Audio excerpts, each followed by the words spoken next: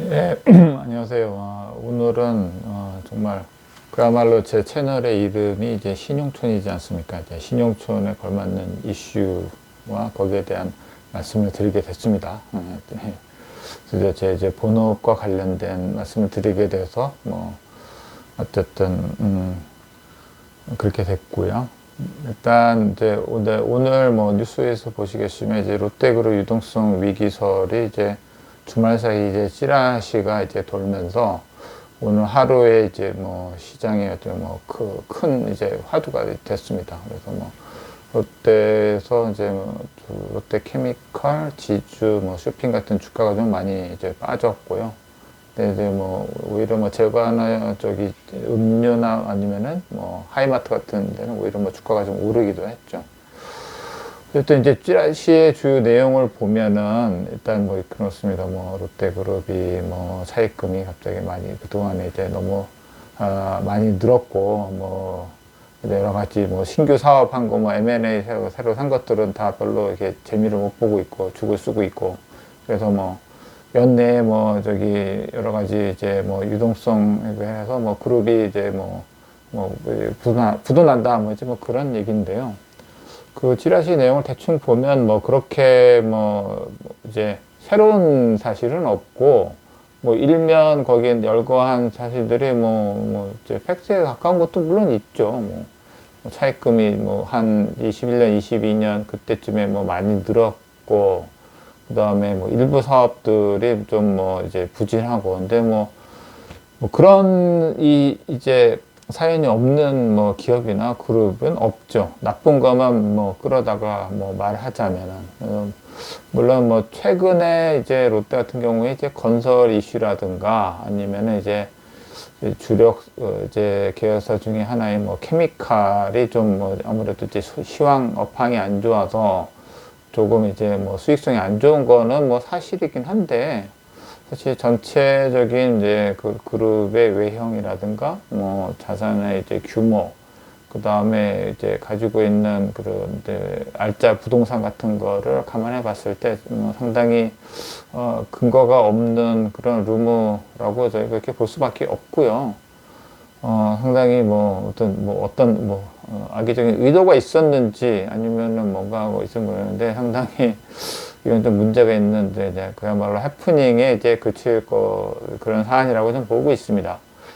근데 이렇게 막연하게 말씀을 드리면은 그냥 뭐 언제 뭐 기업들이 뭐 망할 때 뭐 다 저기 괜찮다 하다가 망했지 언제 뭐 그렇게 뭐 좋아요 그러니까 하다 망했지 뭐 안 좋아요 하다가 망한데 어딨냐 작년에 뭐 태영콘솔도 뭐 별로 그거 한 것처럼 하다가 연말에 결국은 달려가지 않았냐 뭐 이렇게 말씀하시는 분이 있을 것 같아서 팩트에 기반해서 말씀을 좀 드리겠습니다. 그래서 제가 이제 관련된 보고서를 썼고요. 내일 이제 하나TV 저희 리서치센터 모닝 미팅 방송에서 이제 발표할 내용인데요. 그거를 관련해서 이제 자료를 좀 정리를 해봤죠. 그래서 지금 우리나라 이제 주력 대형 그룹들의 이제 합산 이제 재무지표 현황 같은 거를 이제 좀 숫자를 뽑아봤습니다. 그래서 보시면은 일단 제가 한신평에서 이제 그 집계해 놓은 숫자가 있어서 그거를 활용을 했고 물론 이제 전체는 아니지만 한 14개 정도는 그룹 대표적으로 그러니까 회사채를 많이 발행하는 그룹들의 이제 재무 현황을 좀 봤는데 사실 이제 특징이랄까 뭐 어쨌든 대체적인 분포 자체가 이제 제가 제일 중요하게 어쨌든 지금은 이제 재무 안정성이 이제 문제니까요.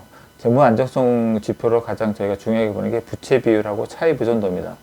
이제 그런데 지금 14개 이제 한신평에서 집계한 그룹에서 보면은 뭐 예를 들면 일부 뭐 삼성이나 포스코 같은 경우는 워낙 이 재무 구조가 뭐 워낙 안정적입니다. 그래서 이 경우는 상당히 좀 예외적이고요. 나머지 열 몇 개 그룹들 같은 경우에는 이제 지표가 이제 대동소이합니다. 그래서 뭐 부채 비율은 한 100에서 대부분이 다는 아니겠지만 한 부채 비율은 100에서 150% 정도 수준의 분포가 되어 있고요.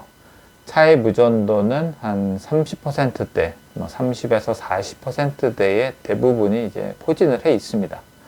그러니까 이게 어느 정도의 수준인지를 뭐 어쨌든 부채 비율은 자기 부채 나누기 자기 자본이니까 우리가 100%라고 하면 내가 내 자본만큼 부채가 있다. 그 정도로 보면 그러면 되는 거고요. 차익부전도는 전체 자산 대비해서 차입금이 비중이 몇 퍼센트나 나오는데 그 정도로 보시면 됩니다. 그래서 이게 이제 뭐 감이 안 오실 수 있는 분들을 위해서 좀 설명을 좀 드리면은 사실 이게 이제 과거에 우리가 IMF 때 우리나라 이제 그 재벌들이 많이 이제 부도나고 그러는데 당시에는 부채 비율이 한 500%였습니다. 자기 자본 대비해서 500% 이상이었습니다. 대부분.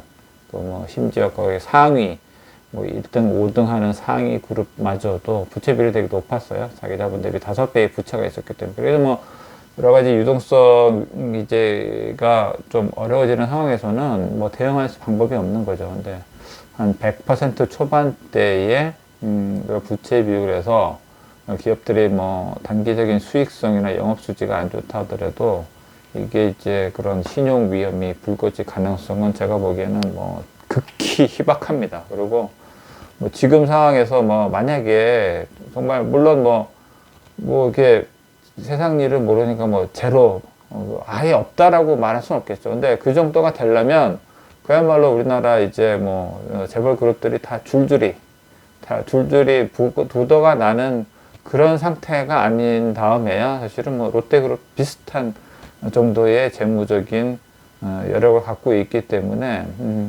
뭐 그런 상황이 아닌 다음에야 뭐 사실은 저희가 거기에 대해서 뭘 걱정할 건 아니라고 보고요.